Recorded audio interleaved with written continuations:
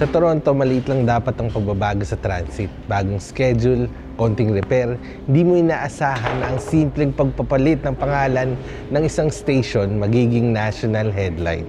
Dundas Station, soon to be TMU Station.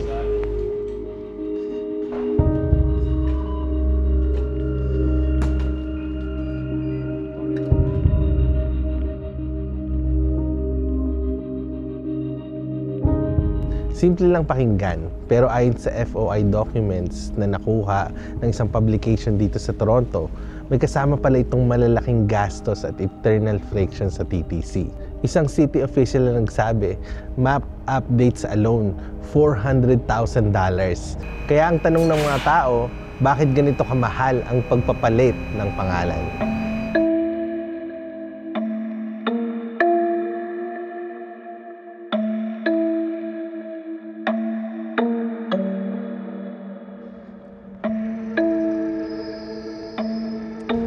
May email daw mula kay Chris Ronson ng Transportation Services.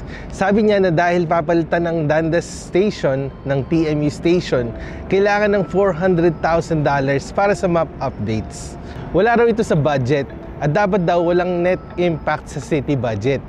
Nagulat pa nga yung TTC Chief Strategy and Customer Service Experience Officer at sabi niya, we need to address this. At may iba pang cost estimate na tinatawag niyang brutal. Ito yung part na hindi alam ng karamihan. Ang station name nasa lahat ng sulok ng systems. Maps, tiles, train announcement, technical drawings, bike share, city database. Hindi ito simpleng sticker over a sign.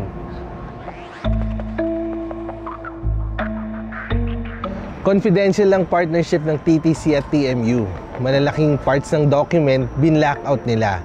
Ang sabi lang ng TTC, TMU ang magbabayad ng cost for Dundas Station.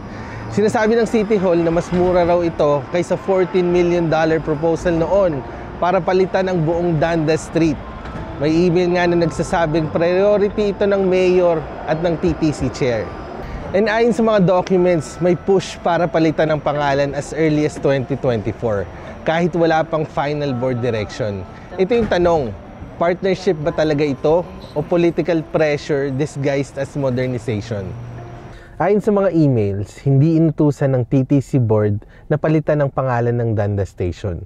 Sabi niya, our directions does not include the renaming of Dundas. Ibig sabihin, naghahanda sila ng report para isatisfy ang request ng mayor's office kahit hindi aligned sa board direction. Nabanggit niya ang possible backlash.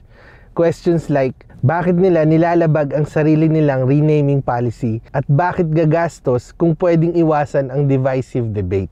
Ito yung mga bagay na hindi nakikita ng commuters. May proseso, may rules, pero minsan may political shortcuts. May mga red flags pa sa documents. Temporary signage lang ang covered sa initial estimate. Hindi pa kasama ang permanent sandblasted tiles, meaning additional cost na naman to down the line. May mga emails pa na nagsasabing baka pwedeng isabay ang renaming sa ibang upgrades para lumiit ang bill. Pero kahit anong paraan, may gastos, may gulo, at may politika. At sa panahon na maraming umaaray sa fare increases at service cuts, natural lang na itanong, ito ba ang dapat inuuna?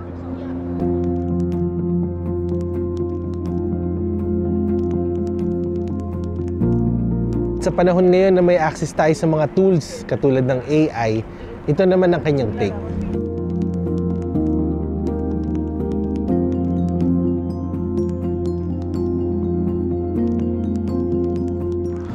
Sa papel okay, pero ibang usapan pag taxpayers na ang naapektuhan.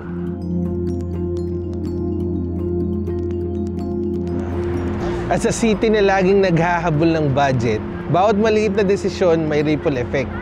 Ang pangalan ng isang stasyon, hindi lang branding exercise.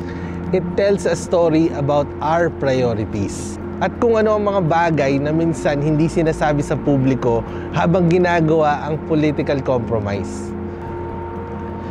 Sa dulo, importante, klaro ang proseso, transparent ang gastos at may tunay na value ang isang pagbabago para sa mga tao na araw-araw sumasakay sa tren.